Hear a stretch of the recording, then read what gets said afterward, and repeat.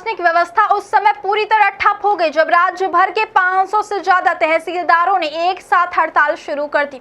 यह हड़ताल सरगुजा जिले के सीतापुर से बीजेपी विधायक रामकुमार टोप्पो पर नायब तहसीलदार से मारपीट के आरोप के बाद शुरू हुई है।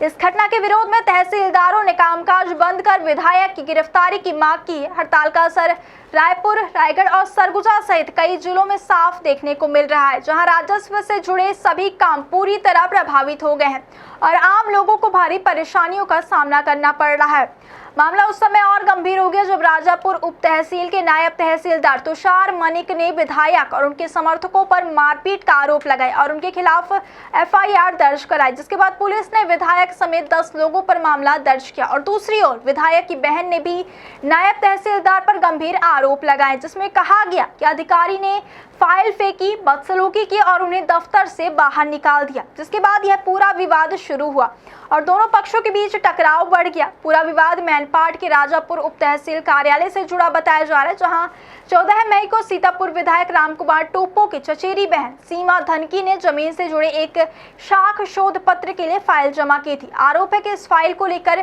कई दिनों तक उन्हें दफ्तर के चक्कर लगवाए गए और कोई समाधान नहीं किया गया। इसी दौरान 27 मई को जब वह दोबारा उप तहसील कार्यालय पहुंची तो उन्होंने नायब तहसीलदार तुषार मनिक से फाइल पर हस्ताक्षर करने का अनुरोध किया। इसी बात पर विवाद बढ़ गया।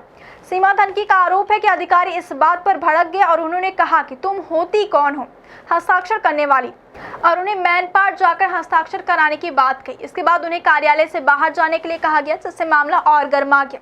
इसी घटना की जानकारी जब विधायक रामकुमार टोप्पो को मिली तो उनके समर्थक उप तहसील कार्यालय पहुंच गए और इसके बाद शाम करीब 6 बजे एक और विवादित घटनाक्रम सामने आया, जब विधायक ने सीतापुर लौट चुके नायब तहसीलदार को दोबारा राजापुर बुलवाया। इस दौरान एसडीएम फगेश सिन्हा भी मौके पर मौजूद थे। बताया जा रहा है कि इस दौरान विधायक ने नायब तहसीलदार से अपनी बहन के साथ कथित अभद्रता को लेकर सवाल किया। नायब तहसीलदार तुषार मानिक ने आरोपों को खारिज करते हुए कहा कि उन्होंने कोई अभद्रता नहीं की थी और सिर्फ फाइल प्रक्रिया के मुताबिक समय मांगा था। लेकिन इसी बात पर विवाद और बढ़ गया और नायब तहसीलदार का आरोप है कि विधायक और उनके समर्थकों ने उनके साथ मारपीट शुरू कर दी।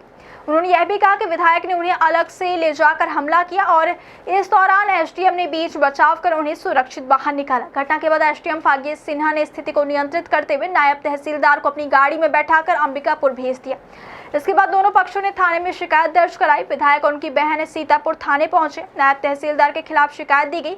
वहीं नायब तहसीलदार की शिकायत पर विधायक रामकुमार टोप्पो और उनके समर्थकों के खिलाफ शासकीय कार्य में बाधा और मारपीट जैसी गंभीर धाराओं के तहत एफआईआर दर्ज की गई। पुलिस ने इस मामले में कुल 10 लोगों को नामजद किया है। दूसरी ओर विधायक की बहन की शिकायत पर भी नायब तहसीलदार के खिलाफ केस दर्ज किया गया, जिसमें महिलाओं से जुड़ी धाराएं, सार्वजनिक स्थान पर अश्लीलता और धमकी देने जैसे आरोप शामिल है। इस पूरे मामले ने अब राजनीतिक रंग ले लिया है। कांग्रेस प्रदेश अध्यक्ष दीपक बैज ने इसे बीजेपी नेताओं की गुंडागर्दी बताते हुए सरकार पर गंभीर सवाल उठाए हैं और कहा है कि जब अधिकारी ही सुरक्षित नहीं है तो आम जनता का क्या होगा।